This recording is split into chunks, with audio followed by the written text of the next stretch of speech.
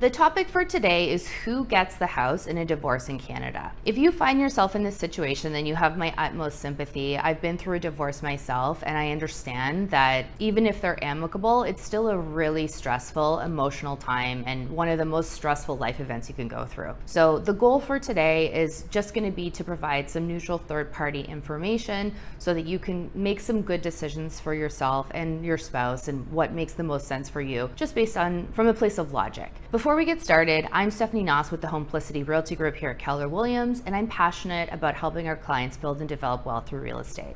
If you're interested in tips on buying a home, selling a home, or investing in Toronto real estate, then I hope you will consider subscribing to our channel. And if you feel that you got some good information from this video, go ahead and give me a like.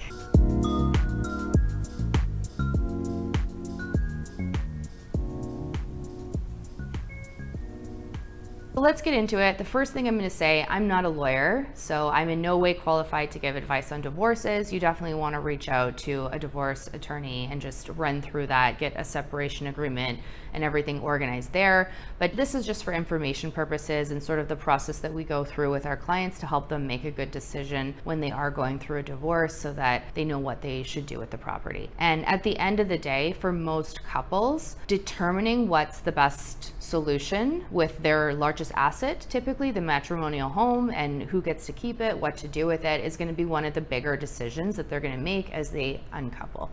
So there's really four basic options that most people will consider when they are going through a divorce. The first one is selling the house and splitting the proceeds. The second one would be that you buy your spouse out. The third is that they buy you out. And then the fourth would be everyone just decides to retain the home, so they keep the home. We'll just kind of run through the pros and cons of each so you can sort of get a sense for what would make the most sense for you.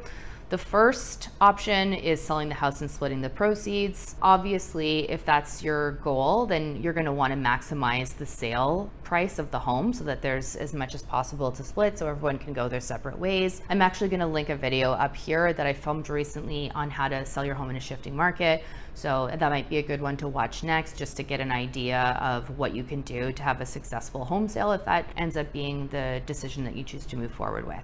The other thing that you want to be mindful of and aware of is just what is the actual split going to be? Not only do you want to know what the value of the home is and what the proceeds will be after all the real estate fees, mortgage penalties, all that kind of stuff, but usually people will have a separation agreement in place that will specify what portion of the proceeds of the home goes to who, and it's not always 50-50. There's a variety of outcomes based on the laws in your province, based on original down payment, and a whole variety of things. I think that's something that's important to have a discussion about if you decide that you want to get the home sold. Option number two would be you buy out your spouse. I think one of the main things that you want to consider here is, will you feel more comfortable staying in your familiar surroundings in the home, or will it make it harder for you to move on if you have maybe unpleasant memories coming up from staying in the same home? So if you decide that, yes, I would rather stay here for kids or just continuity, being close to family, then the next thing that you want to factor in is, are you going to be comfortable with the monthly payments? A lot of times people don't want to be house poor when they're starting this new transition, and it can be a new phase, a new cycle in their life, and they want to have some extra funds to be able to go out and socialize and do some of those things. Just to be mindful of what your monthly expenses are. And then the other thing, it might actually be harder for you to qualify to refinance and buy your spouse out of the property if they use the income for both of you guys to qualify for the original mortgage. So those are some conversations that you'll have to have with your lender and your spouse as well, just to kind of figure out what makes the most sense there. Option number three is that your spouse buys you out. So there's obviously some benefits here. You get a fresh start, you have some cash in your pocket, and you can go out and, find a new place to live, new surroundings, which can be really exciting. However, like we mentioned before, it may be harder for your spouse to qualify to refinance the property in order to buy you out if they need to qualify with both of your incomes. So you just want to make sure and be mindful of the fact that in order for that to happen, your name may need to stay on as a co-signer on the actual mortgage for the property, but you wouldn't have any of the benefits of the legal ownership of the property. But at the same time, it would make it harder for you to qualify if you wanted to purchase another property. Just something to be aware of if that's a decision that you guys are moving forward with. Again, that's something that your lender should be able to answer. And then the last option, number 4, is that people decide they just hang on to the property. And this can be for a variety of reasons.